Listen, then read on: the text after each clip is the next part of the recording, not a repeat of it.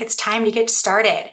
So welcome everyone. My name is Rebecca Bell. It's not Critical Start Events like it says here on Goldcast. I am the Customer Marketing Manager here at Critical Start. Thank you guys all so much for joining our latest customer webinar that's going to be highlighting some of the latest updates in our core platform. Now, before we dive into the content, I want to quickly review just a couple of housekeeping items. This session is being recorded and you will receive this recording about 24 hours after the event, so keep an eye out for that. We also encourage you guys to get chatty. Use the chat, use the Q&A functionality to engage with Kimberly and the other folks on the line here. So the chat and the Q&A are just in that right-hand function panel, so you can go ahead and send your messages there.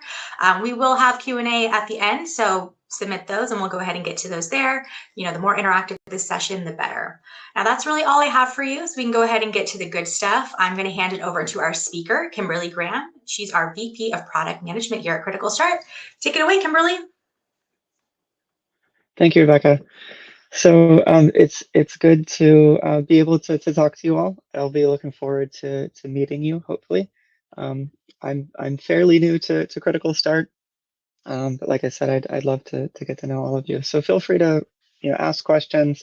If questions come up after this, reach out to your account teams and whatnot, and we can get them answered definitely.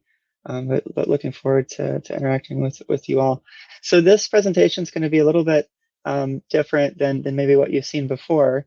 What we're going to do is we're going to review kind of our thought process on MDR, as well as talk about how that relates to updates. We have a pretty good blend of different types of roles, based on the attendance that we have. We have some CISOs, we have security analysts, we have folks who are doing a bit of both. We want to make sure that we're highlighting, not only the features and the technical portions of it, but also how that's providing value to you all. So some of this may be review, and hopefully there's something in this presentation for everyone. So we'll talk about that, and we'll talk a little bit about what's next, just what's on the horizon of the things that we're working on right now, and things that we'd love to get your feedback on. So first, I want to start with, why do organizations choose MDR? And the reason why I'm including this is I've talked to some customers recently where the situation is that the person that's been assigned the role of the CISO function, maybe without the title, said, this is something that I've been handed. This isn't my background. Help me out. Tell me what's going on and why this should matter to me. So we'll just review that. This will likely be a review for the most of you. You know why you're doing this, but just in case, we're going to cover this. Won't spend too much time on it. But one of the big challenges is this missed alerts. If you're not watching 24/7, security threats don't have a schedule. They're not necessarily looking at a specific time. So having those missed alerts means, more breaches, more potential disruptions to your business, and things happening when no one's there to watch it. A lot of times we also see that there's a lot of different security tools out there, and you need to have an expert in each one of those security tools, and it's difficult to staff for all of that. It's difficult to find the expertise, wind up stacking a lot of different technologies on the same folks, and just between the lack of resources and the lack of experience with those tools that are constantly changing, sometimes the tools are there, you spent the money, but there's ineffective use. And similarly, if you're trying to spin up a SOC and you're doing a lot of this yourselves, trying to tune your alerts and trying to tune the noise floor down just using one organization's flowing data can be kind of difficult. And this is where we'll talk about how we approach this and how we can leverage our insights from all of the different customers that we monitor.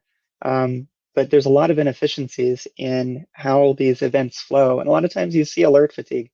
Alert fatigue basically means that there's a lot of alerts coming in and people get used to ignoring them. They get used to saying, oh, this is something I don't need to worry about. And then you wind up missing things. So when we think about our approach to MDR, there's a handful of areas that we'll cover here. So the first one is complete signal coverage. So when we talk about complete signal coverage, we're not just talking about the events and the data that we're getting from SIEMs and security products.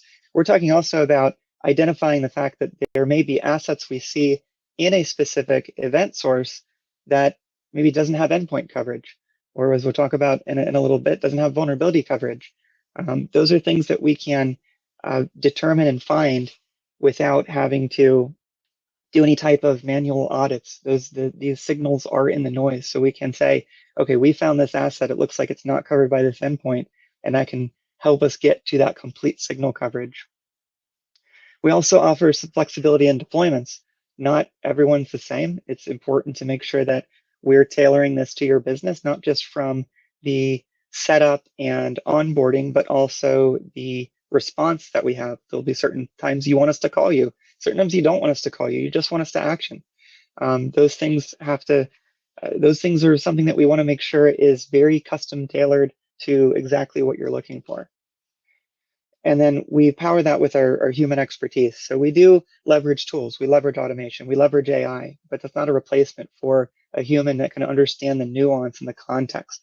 So while we leverage those technologies to make the humans more efficient, to weed out a lot of the noise, there are still people behind the scenes that are making these decisions in every case. So first we'll focus on the complete signal coverage and how this new November release maps to that and enhances that. We'll go through each one of them. We'll just start here. So as I said before, we have to look at the signals that we have, and our MDR is only as good as the signals that we're getting. So we don't just want to rely on the signals, we want to identify gaps in those signals. So we do support a lot of different products. We support a lot of different log sources, a wide variety of threats across IT and OT. But then we don't just stop there. We build out an asset inventory so we can look at the assets and use that as a way to identify gaps and whatnot in vulnerability scanning coverage, endpoint installations, and so on, to make sure that we're getting all the signals that we really need to get. And on top of that, we're monitoring for things like zero log events. There'll be situations where things look like they're up and running, but we're no longer getting logs from a source. That's something that we can alert on to make sure that we don't have blind spots that are unexpected. So when we talk about the November release, we're going to talk about the vulnerability scanning coverage detection that we've added in this November release, as well as how we're really leaning into all of your asset data sources and how we're going to continue to grow that. So we'll start with the vulnerability scanner coverage gap detection. This helps you understand which systems are missing vulnerability scanning coverage. So if you look at this widget up here at the top, this is from our dashboard. You can see that we've got 280 hosts that don't have vulnerability scans against them. And that's actually not a super large percentage, 15% in the case of this demo system. But this is something that we often see in environments. Not every system is going to have visibility across everything. There's a lot of environments that are complex. There's lots of firewalls. There's different reasons why the vulnerability scans aren't there, but it's something that's often has to be manually audited. You have to dive into that data and compare manually a lot of systems. I've been parts of those projects when I used to run vulnerability management teams, where it was, let's take all the systems from this, build a giant Excel sheet, try to map all the data together. Well, we're doing all that for you. We can say, these are all the different sources that we have for assets. We can look at the vulnerability management tool as a source and just compare the two and say, here's some things that we think are missing. But more importantly, a lot of the effort in that is trying to deduplicate all of the data. You wind up with a lot of redundancies. So we're able to take all those different log sources and reduce it down to the number of actual true unique assets. And you can see there's somewhere around, just quick math, about 6,000 hosts here if you just add them all together, but it's really under 2,000 hosts. So by boiling it down to the actual truly unique assets, that helps us understand what is actually and truly missing. So you can see, okay, we've got pretty good coverage, 1,500 of them covered, but we are missing on those 280. And that's how we're deriving that data. So similarly, if you haven't seen already, we've previously already launched the endpoint security coverage. Same concept. We're looking at it to say, these hosts we found, we see them from other places, but we're not getting them from your endpoint tool. And that just can help you really reduce the risk and really simplify things that are likely manual audits today.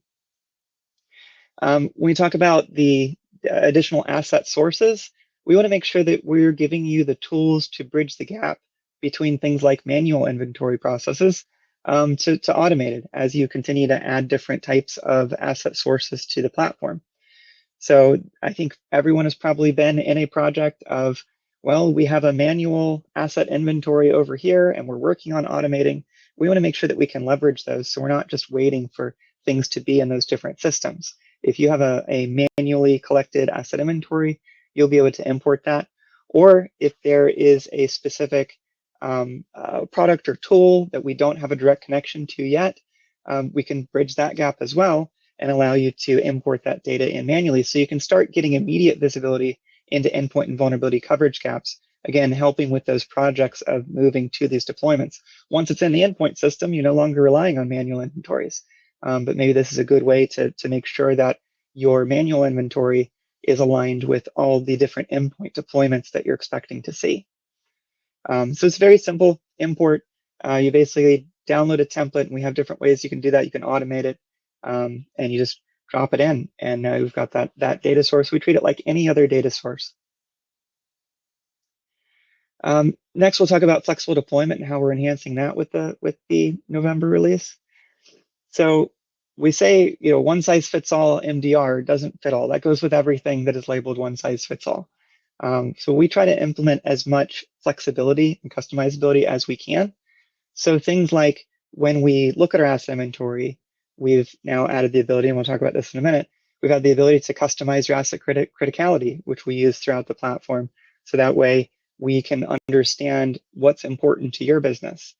We're making sure that we work in a very flexible way with multi-vendor environments. We see a lot of folks who are transitioning between one endpoint solution to another endpoint solution. Because we can support these multi-vendor environments through our platform, it makes it very simple because we will deduplicate all that information in like our asset inventory. Another way that we make sure that we're tailored and flexible is our rules of engagement. So we've had rules of engagement where we can set parameters around how you want us to engage with you, but we've enhanced that pretty greatly, and we'll talk about that in a minute. And of course, we've got our TBR, and our TBR not only understands your business context, where we may need to customize, make sure that we're not repeatedly escalating things that don't matter to you.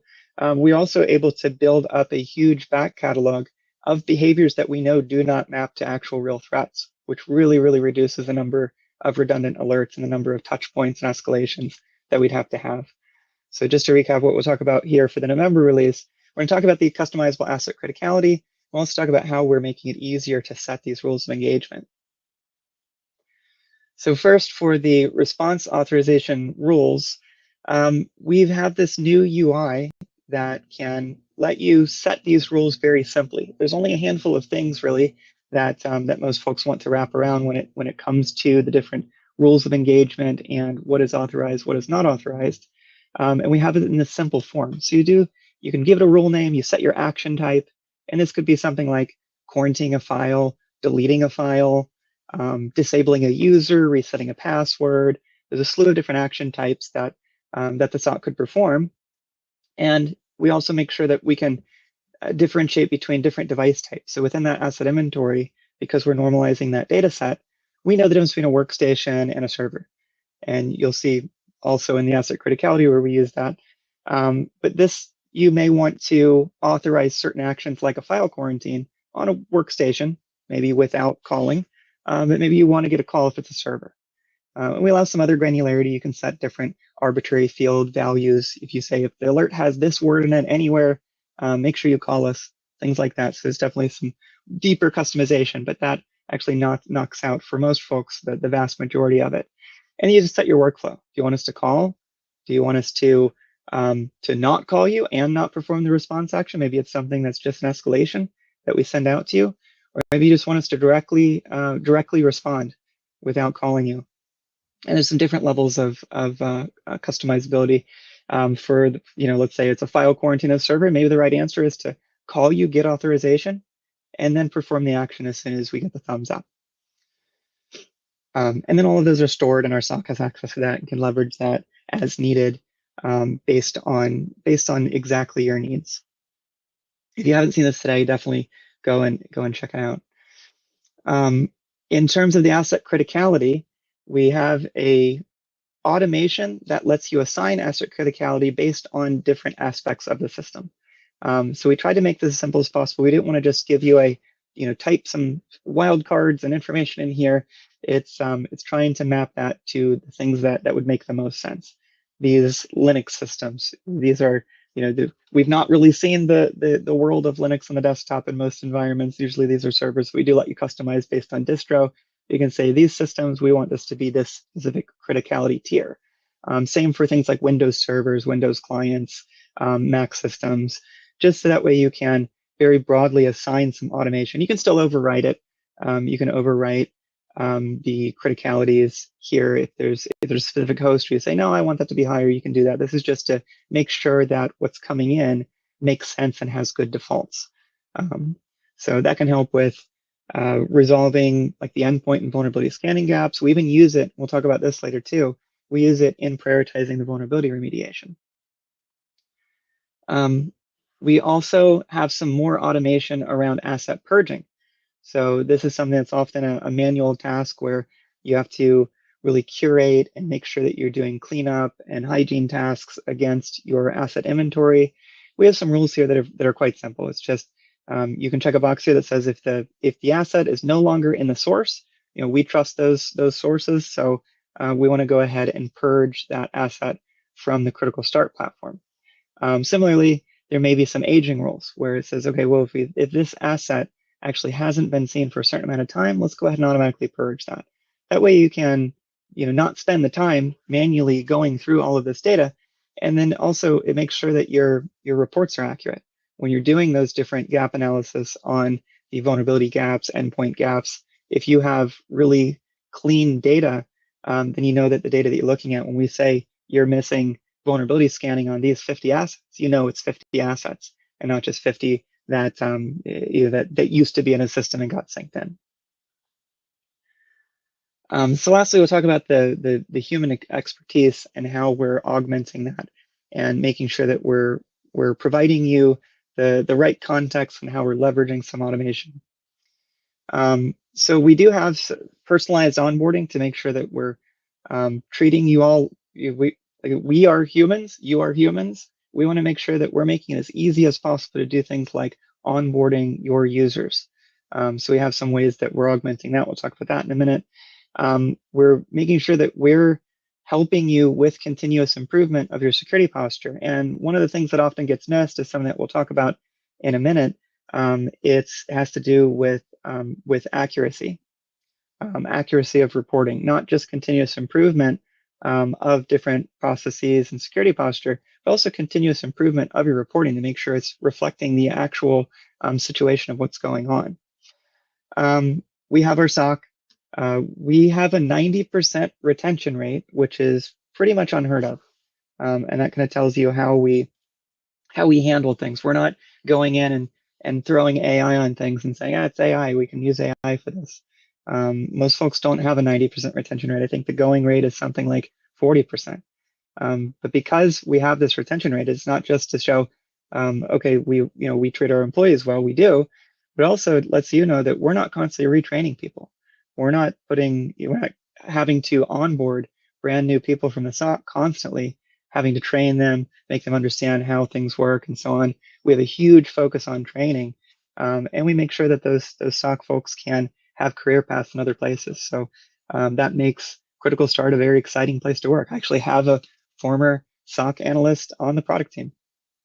And then lastly on this page, if you haven't seen the mobile SOC, absolutely take a look at it. There's a link on the login screen on the portal. You can also search the different stores for it, iPhone, Android. There's no reason to have to log into a computer to interact with us. You can do it right from your phone.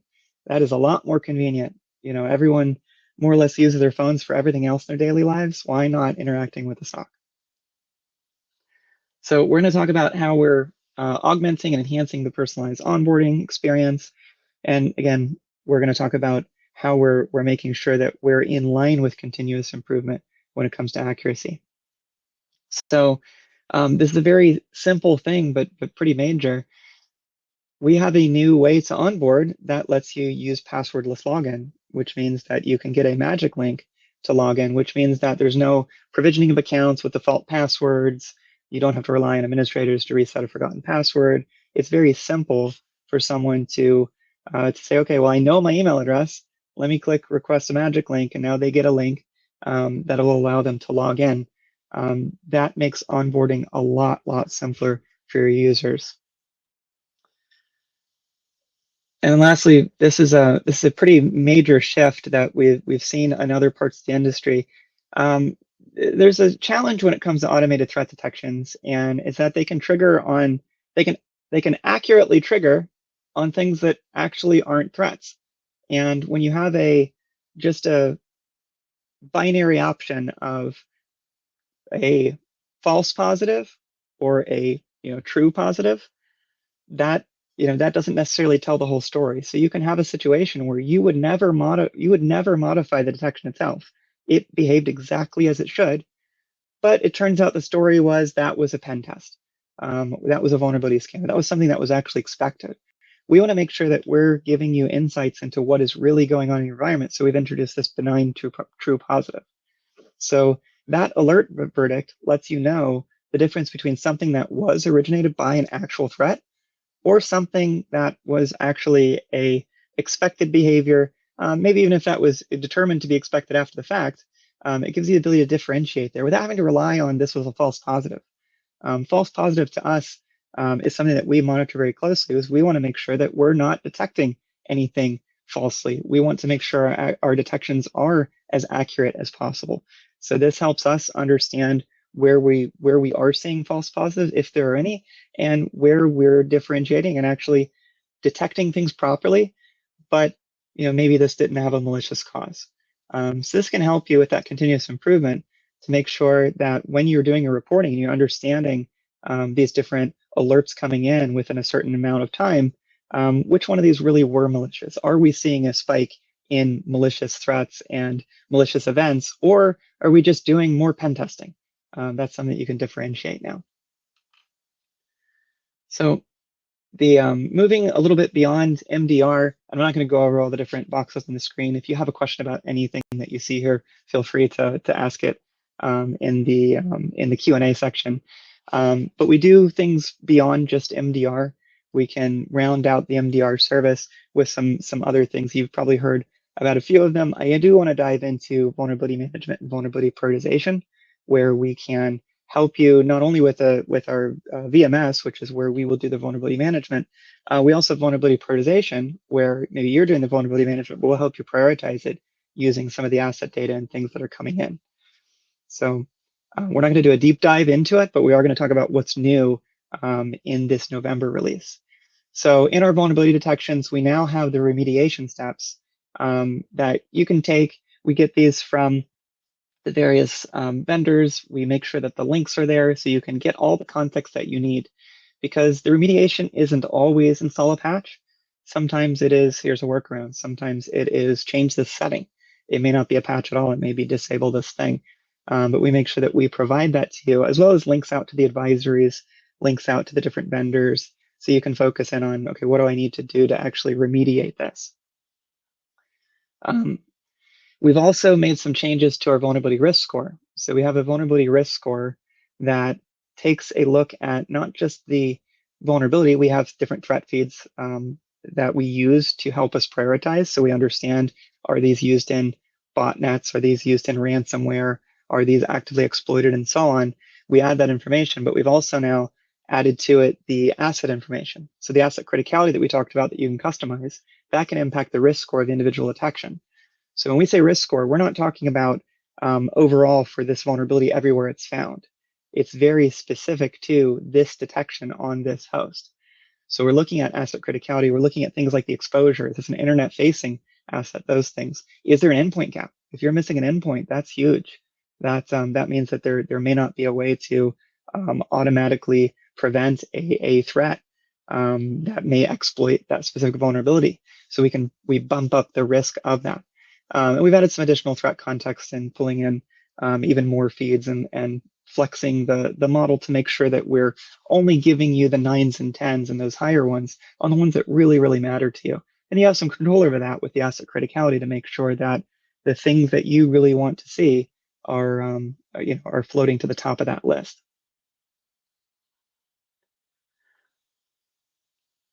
So next we're going to talk about what's coming next. So this is not a timeline. This is not necessarily a roadmap. And this is something that if there's something that sparks interest, you can always reach out to us and we can dive into discussions around timing and where we are. Some of these are being actively developed now, some are in research, but we do want to give you some highlights of things that are coming. There's more things coming than just this list. So if you see something missing that we've talked to you about before, this is not to indicate that those things are off the table. I just pulled out a few things that I feel like would resonate with folks so they know what's coming. So in these next releases that will happen in 2025, we're looking at adding a lot of new integrations. We say 20 plus because we really already have 20 plus new integrations that are in the process of development. Some of them are on the table to be developed. Some have been developed and are in a limited release, especially for the asset data. We're looking at adding more integrations for responses. So we're definitely have a very heavy focus on adding integrations. We actually behind the scenes developed a framework that lets us do this in an accelerated way. And some of you are probably working with us on some of the early access to some of these different asset data sources. We're rebuilding a health status UI, so we can do the zero log alerts like we talked about before, but we want to show some more details, things that we can monitor ourselves, but we want to service it to you.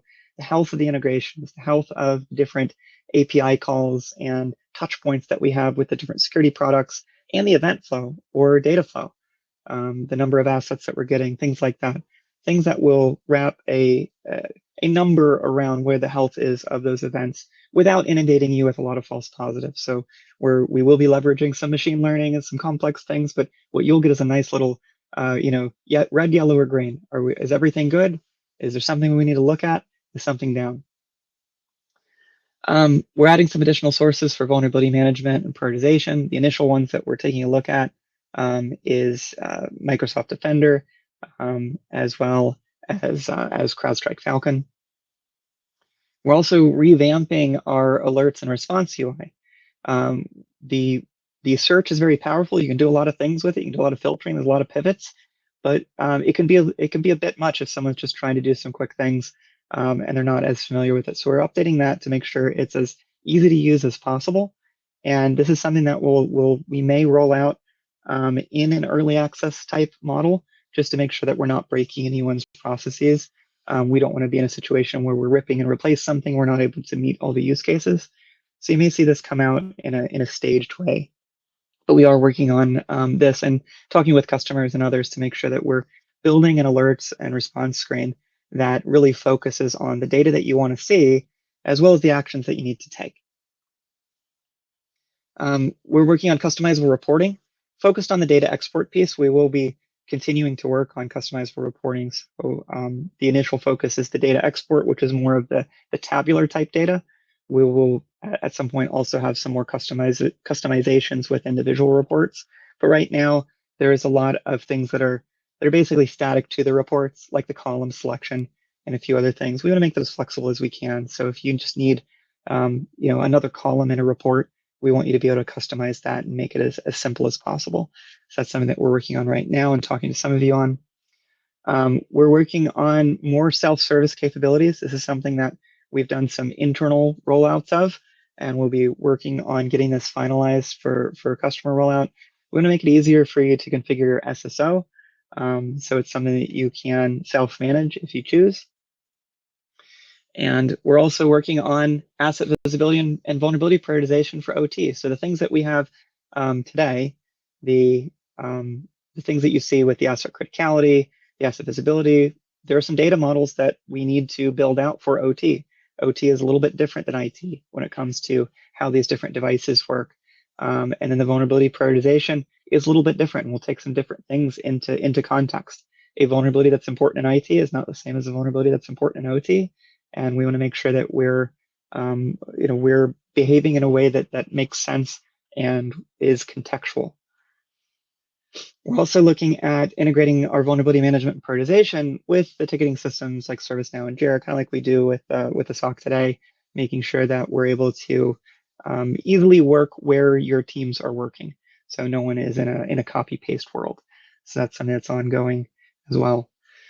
So that is the list that I have for at least the what's next. Again, that's not an exhaustive list, Those are things that we'll continue to build on, and we are always taking feedback from you all. If you have feedback or something, feel free to ask the question in the Q&A here, or reach out to your account teams and we can jump on a call and talk about it. So I think right now we'll jump to the Q&A. So I've not been looking at my screen. Have there been some questions? We got a couple of questions. One from Okay. Nick. He said he can't locate the vulnerability information in core. Where is that? Can you maybe talk through where that's located in the platform? Yeah, so if you're not seeing it, reach out to us. There's we may have to enable something in your account, but you can connect up the vulnerability sources. So the vulnerability prioritization is an offering from us. So it's something that is not necessarily included by default. Same with our vulnerability management service, we're doing the management, obviously that's something. But we can do things like vulnerability gap detection. That is included for everyone. So that's just part of the normal asset visibility. So if you're not seeing that, let us know. We should at the very least be able to connect up to like Qualys for being able to detect, hey, there's a gap in this vulnerability solution. But yeah, reach out to us if there's if you feel like something's missing. We can definitely dig into that. Perfect. And then we had a question from Julie around Sumo logins. Julie, we're actually looking at this in the back end for you, and we'll connect with you after this event, so we can go ahead and take care of that for you. Those were the questions we've had submitted so far, so let's give it a little more time. Maybe we have some folks who've oh, Julie, another question. How do you guys determine asset criticality? Sure, great. So we have we can infer asset criticality from the different source systems if they have a concept of criticality, but primarily we're looking at the rules that are associated with it. So those rules that I showed on that screen, it's mapping different types, different rough categories of types. Is this a Linux server? Is this a Windows server versus a Linux or a Windows server versus a Windows workstation? You can assign those different tier values, and that's the asset criticality. So we're not trying to guess at asset criticality. It's not something that we can really infer for you, but we can normalize the asset and say, this is the type of asset, what criticality would you like it to be? And you can always override it. So we're not trying to dictate asset criticality. It's just not something we can do with the visibility that we have, but we do want to make it easy for you to set. And we're definitely taking input. If there's other ways that you want us to do that, definitely let us know.